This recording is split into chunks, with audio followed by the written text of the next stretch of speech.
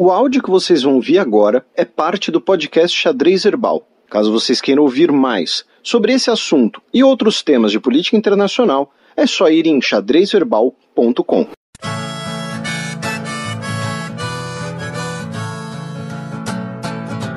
Coluna aberta.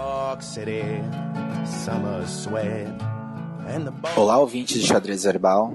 É um grande prazer estar aqui para falar um pouco sobre a visita que a Comissão Interamericana de Direitos Humanos realizou ao Brasil entre os dias 5 e 12 de novembro de 2018.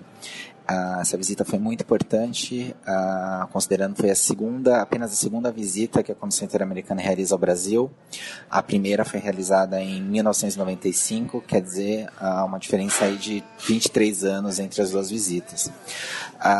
Apenas para falar um pouco, as visitas em loco são uma forma que a Comissão Interamericana tem de obter informações no terreno a respeito de situações de grave violações ou de risco iminente de violações, e geralmente essas visitas servem como subsídio, né, à elaboração de relatórios e recomendações aos estados.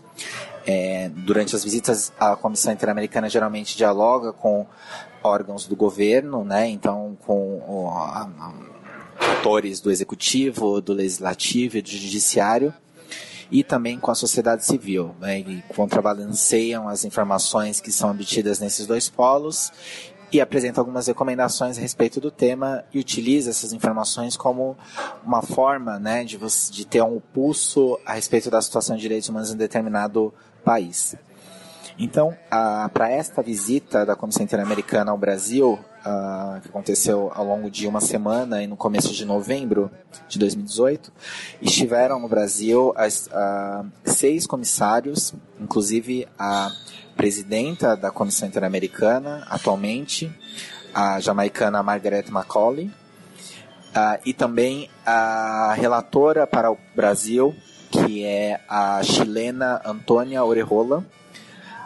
E além dos 6 comissários, estiveram presentes aqui no país também os 2 relatores especiais, né, do órgão, o Edson Lanza, que é o relator especial sobre liberdade de expressão, e a relatora Soledad Munhoz, que é relatora especial sobre direitos econômicos, sociais, culturais e ambientais, que é uma relatoria criada no ano passado, bastante recente.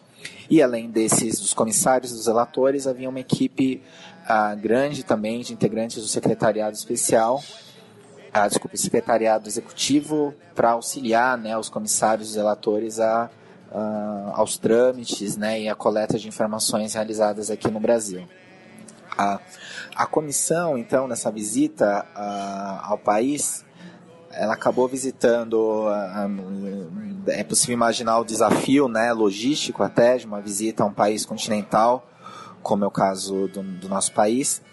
E essa visita, ela levou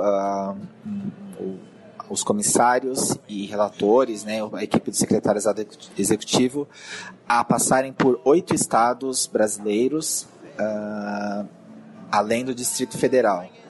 Então, dos estados que foram visitados, a comissão esteve na Bahia, no Maranhão, no Mato Grosso do Sul, Minas Gerais, Pará, Rio de Janeiro, Roraima e São Paulo, além do Distrito Federal, né, no caso, visitando Brasília. E essas visitas, né, como eu mencionei, elas incluíram diálogo com autoridades de governo. Então, na chegada da Comissão Interamericana, que chegou o primeiro ponto de chegada foi Brasília, um diálogo em Brasília com representantes do Poder Executivo, Poder Legislativo e Judiciário. Então, a presidenta da Comissão Interamericana, Margaret Macaulay, por exemplo, se reuniu com o presidente do Supremo Tribunal Federal, né, o ministro Dias Toffoli, manteve agendas também com o próprio Ministério de Relações Exteriores, com o Ministério de Direitos Humanos, com a Defensoria Pública da União, com o Ministério Público Federal. Então teve uma agenda com a Procuradora-Geral da República, Raquel Dodge. E a partir desse primeiro dia, né, desse primeiro contato com as autoridades na capital do Brasil, os comissários se dividiram para poder extrair o máximo dessa coleta ativa de informações no terreno.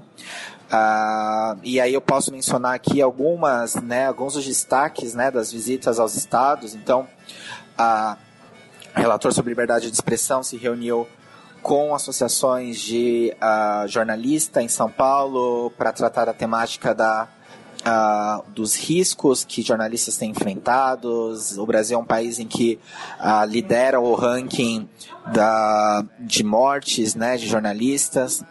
Então, ainda no dia 6, a gente teve a relatora Desca visitando Roraima e verificando a situação do acolhimento de imigrantes venezuelanos em Roraima. Tivemos a presidenta da comissão no dia 6 visitando Minas Gerais e aí dialogando tanto com autoridades governamentais em Belo Horizonte, como também com pessoas atingidas, comunidades atingidas pelo desastre ambiental do rompimento da barragem de Fundão em Mariana. Então ele esteve tanto em Mariana como em Ouro Preto, e é importante também destacar que esse ano, né, nessa mesma época, se completou, na mesma semana da visita, se completaram 3 anos, né, do rompimento da barragem de Fundão, e com os seus diversos desafios na reparação integral às pessoas que foram atingidas, né, por esse desastre ambiental e a remediação por essa situação. Tivemos ainda a visita a presídios, e aí eu cito, por exemplo, a visita do relator especial sobre privados de liberdade, o mexicano Joel Hernández, que esteve visitando estabelecimentos prisionais no Maranhão, no Rio de Janeiro, e pôde constatar um pouco o quadro terrível, né, para o qual as pessoas sob custódia do Estado vivenciam no nosso país. Tivemos ainda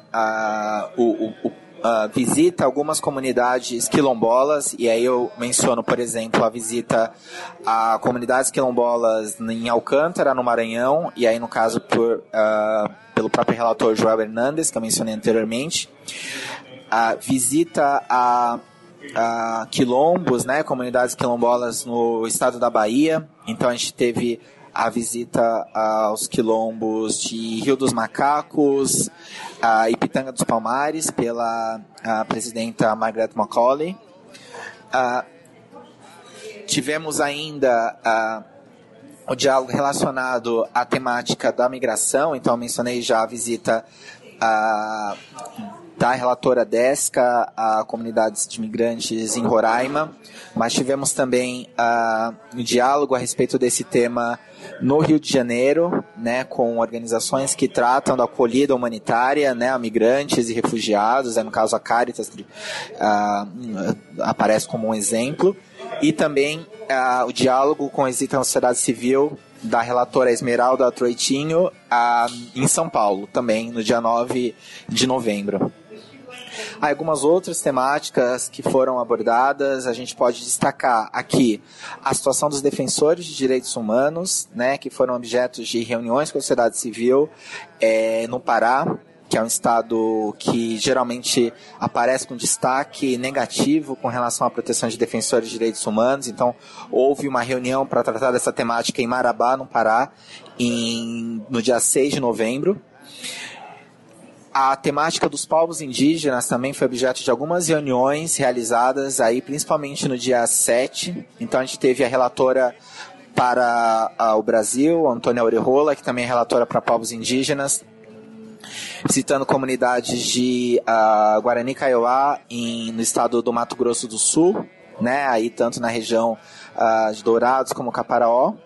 E também tivemos o relator José Guiren, né, o equatoriano, visitando comunidades indígenas na região de Altamira, no Pará. E depois também em Santarém, no Pará, em Altamira no dia 7 de novembro, e a temática tratada dos povos indígenas com reuniões com a sociedade civil em Santarém no dia 8 de novembro. Outros temas que foram objeto, né, de reuniões com integrantes da sociedade civil, que merece destaque, é a temática da segurança pública, que também foi objeto de algumas reuniões, tanto no Rio de Janeiro como em São Paulo.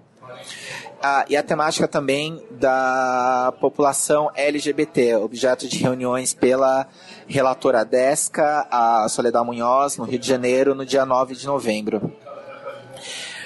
Finalmente, acho que também não poderia deixar de mencionar a temática enfim, pessoas afetadas, né, o que a Comissão Interamericana chama de pessoas em situação de pobreza, né, e a própria situação de moradia, que foi objeto de algumas visitas e diálogos levados a cabo pela relatora Esmeralda Troitinho, principalmente em São Paulo. Então ela, por exemplo, esteve na região da Cracolândia, verificando a situação calamitosa de saúde pública que é vivenciada ali naquela região, e também visitou alguns movimentos que lutam e algumas ocupações na cidade de São Paulo, no qual a temática da moradia digna aparece com maior destaque. Essa série de visitas, né, e a gente pode deixar até a indicação dos pontos locais onde a Comissão Interamericana esteve e as variedade de temáticas que foram tratadas, foi concluída com uma plenária com a sociedade civil, realizada no dia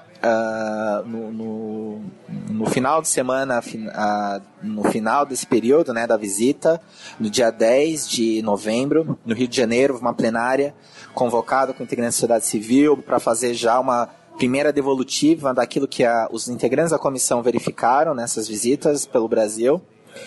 E, finalmente, no último dia da visita, houve uma coletiva no qual foram apresentadas as observações preliminares após esse período de visita a esses 8 estados e mais o Distrito Federal. Essa coletiva de imprensa, né, nessa coletiva de imprensa, foi apresentado um documento de 45 páginas, né, com observações preliminares à visita em loco da Comissão Interamericana ao Brasil.